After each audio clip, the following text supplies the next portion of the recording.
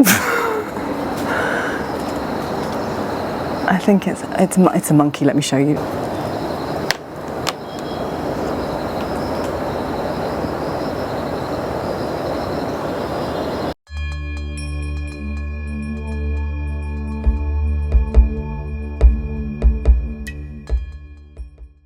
Okay, now we start. Welcome to Temple of Akasha, a warm welcome. If you're new here, we do have quite a few new people in the crowd, so welcome. My name is Natasha. There's much incense blowing towards me now, but it's actually necessary because they have these, I don't know if they're mosquitoes or wasps or some strange hybrid that are huge out here. And so the incense is to keep them at bay, and also because it smells great. This is the home of embodied spirituality. And I felt called to just share from this beautiful sacred spot that I find myself having the privilege to be situated on at this point.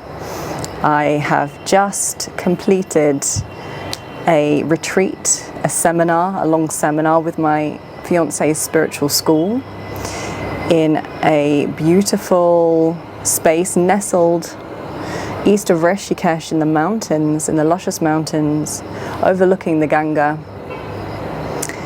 And my soul feels really very well nourished from this experience. It has been rich and profound and very clarifying, and also very awakening for my own process with the Kundalini, very significantly awakening. And this is not the video or the capacity really to share the context of the school I'm in, because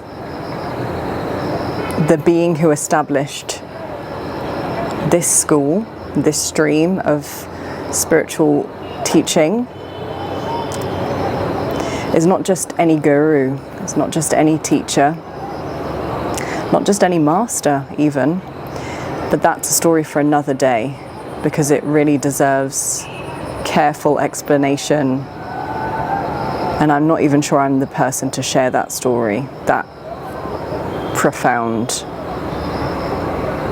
presence, who this profound presence was, because this being left the body 2 years ago, but the teachings continue. And I just find myself on the other side of this experience with a group of around maybe 14 or 15 of us. I just feel like this is a stream of wisdom, a mystery school that my soul has been hungry for, because I've spent so much of my own path without direct schooling, without a teacher, a set teacher, without a mentor or a guide, without a path. And I think that there's wisdom in that, because it really forces deep inner listening. It really encourages, invites you to connect with your own unique way, to be able to develop the discernment to know what your own unique way is, to enhance your own abilities to listen deeply within. But when life gets challenging, or you're having a process with something like the energy of the Kundalini, and you are without direct schooling and guidance, of course it's such a challenging process for some, that, and it has certainly been for me, that it can feel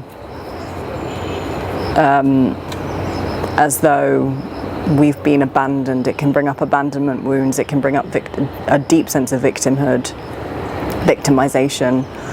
So it's been incredibly nourishing to actually experience a retreat where I'm not facilitating something and I'm receiving, because actually this is my first ever retreat for myself, for my own spiritual work. In the nearly 10 years I've been on my path, I've never had the resources to be able to invest in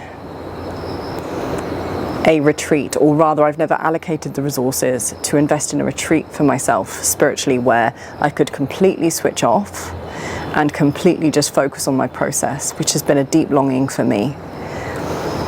And even being honest, I haven't really had sufficient resources to do this and feel comfortable. I just did it because my soul said, you should be here, and the opportunities that I was given with discounts made it impossible to ignore.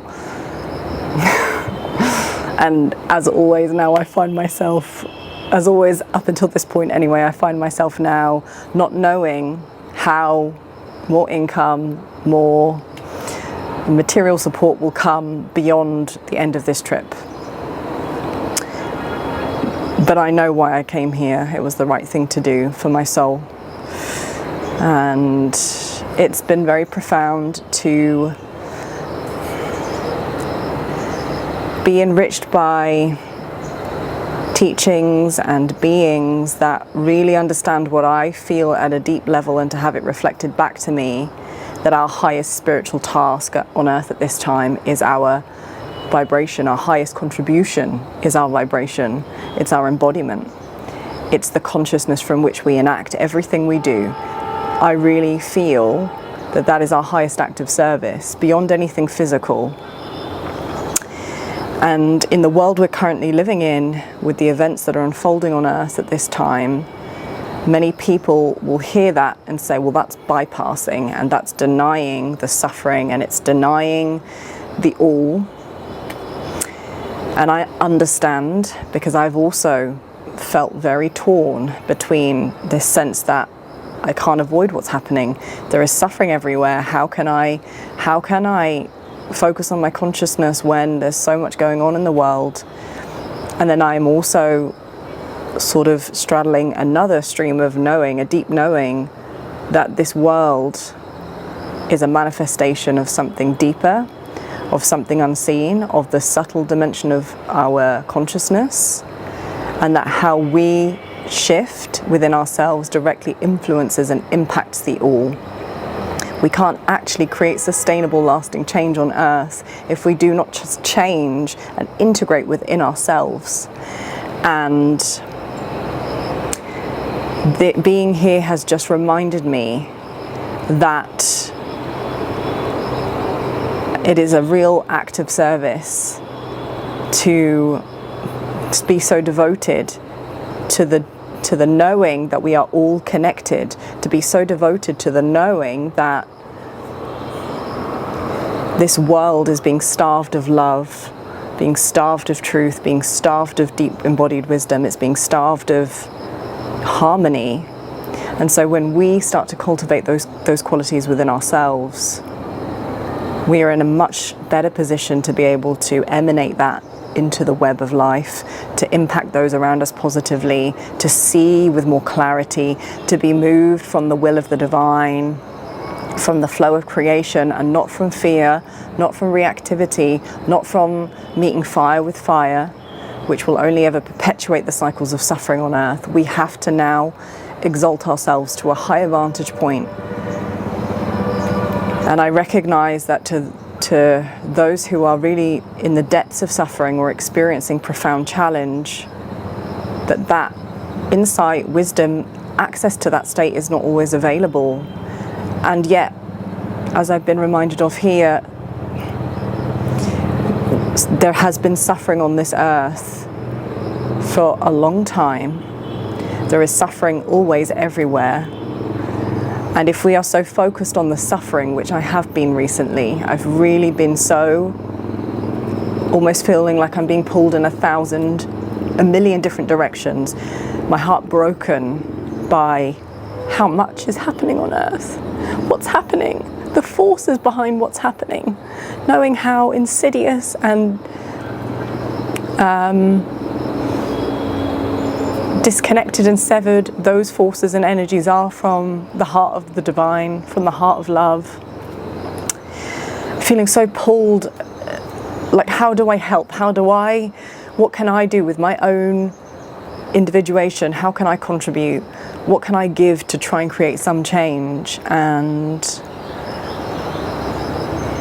when the noise of the world falls away, as it has in the last week, and you really take the time to sit with that question I feel the answer is always clear for me, that beyond the noise of the mind that judges and denies and goes on this big tussle between, I should do my spiritual work, no, I should take more action, no, I should do blah, blah. Beyond all of that, there is just the clarity of knowing, the knowing that I'm a creator, that you are a creator, that we are creators, that we are not victims, that we are rays of the one,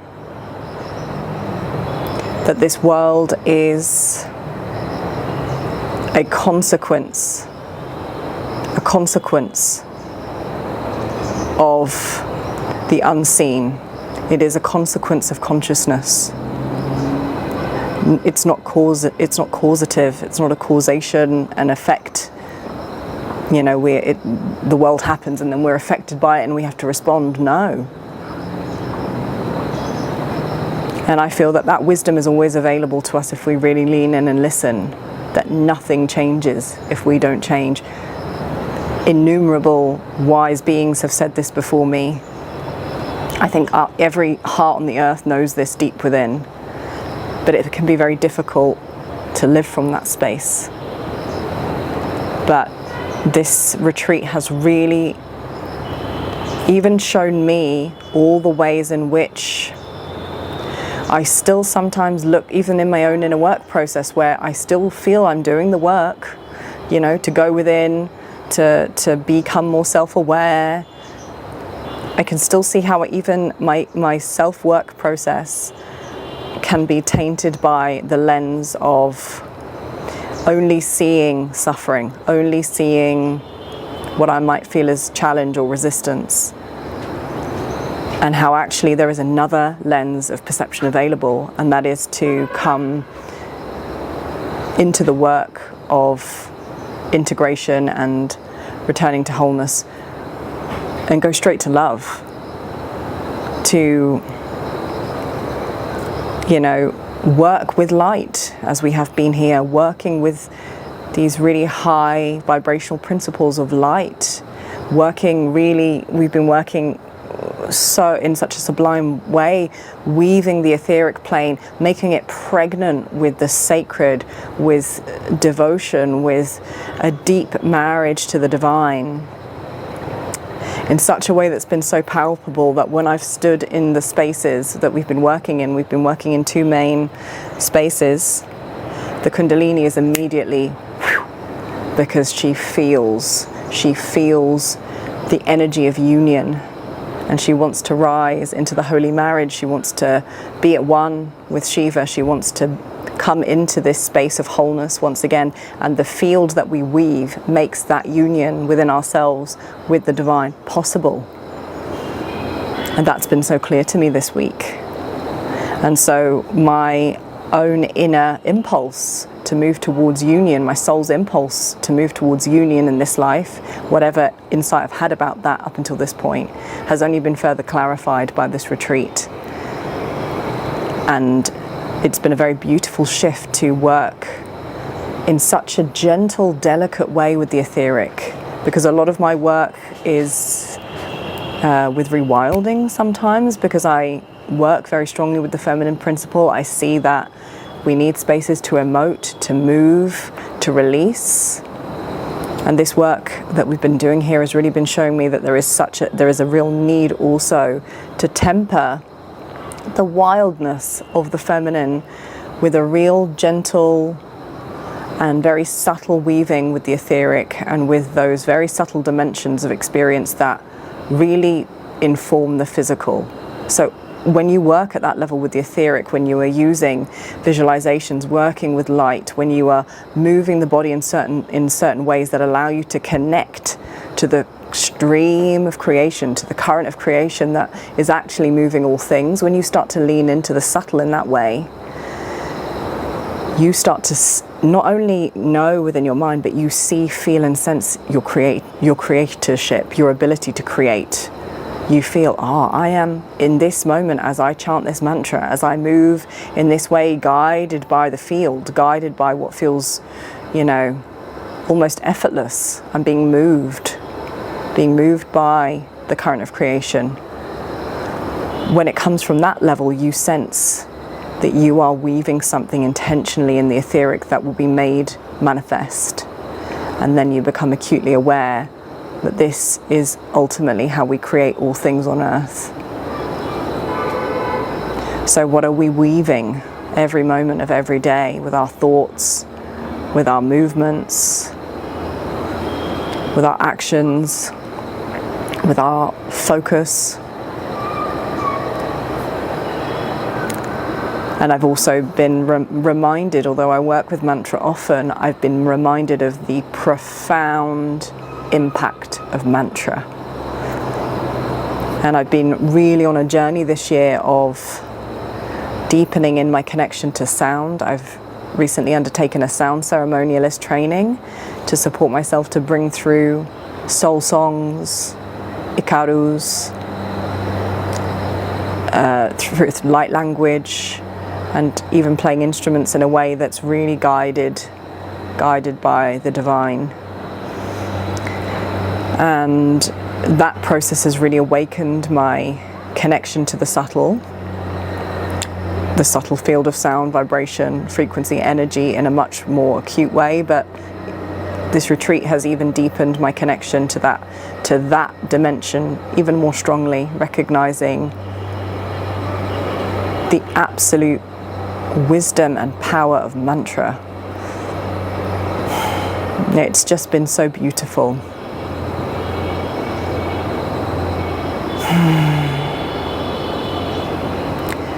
So I feel complete with the sharing, but I would like to end with a hope that I have. A hope to host a retreat of my own, or a retreat that I will facilitate on the land that I'm staying right now. This is the spiritual school, as I've mentioned, of my fiancé and his mother, and the stewards of the land here, the teacher who has passed, the being that created this space, the temple that they are building, which is something out of Atlantis. It is from another time, another world. It is so profound. This energy here is so pure. The stream of wisdom and the intentionality behind this school is so pure, so untainted by so much of the, convoluted teachings that have started to seep into a lot of streams. It is just, it's rare. It's a rare thing. And I feel tremendously grateful to have had the opportunity to come here and to also see that there are facilities so that those from other schools, other teachings, other facilitators, they can come and host here. And it became clear to me very quickly, especially as I'm feeling more called to do in-person group work, that I really want to hold something here. So I want to just bring this into your awareness in case working with me in this capacity is something that you're interested in, coming to this space is something that you're interested in taking the time to really expose yourself to this sublime vibration, this landscape. We are held by the mother here. I cannot tell you how rich her presence is. Every day the trees have been singing to me, the earth is speaking to me. The mountains surrounding this space, which I'll show you in a moment, are just so alive with majesty, and they are a reflection of the true self.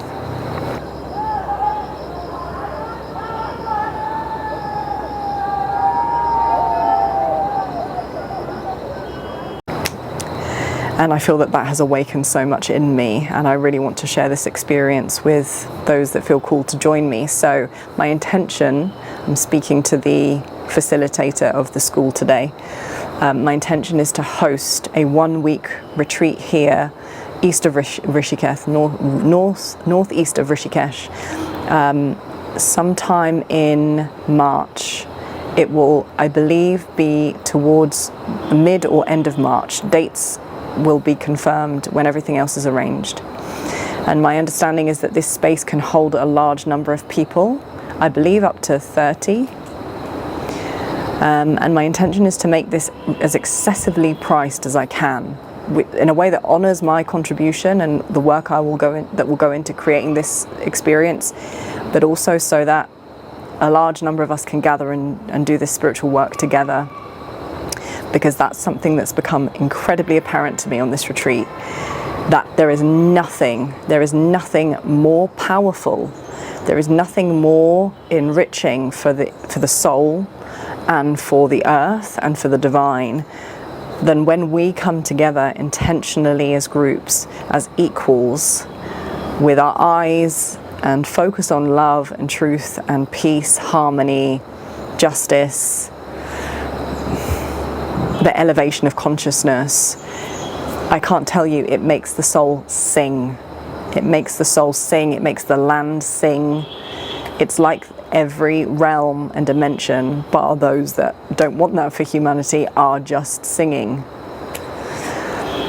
So if that is something that appeals to you, I'm going to leave a link to a wait list which I've put together so that if you're interested, you will be the first to receive information about the retreat. You'll have access to the early bird price first, access to the accommodation options first, that kind of thing. It's also to get a gauge of who might be interested to come, how many numbers might be interested in joining me. And I look forward to sharing the space with you. I'm going to try and capture the space so I can share it with you here. So, from my heart to yours, wherever you are on the earth, whatever your recent experience has been,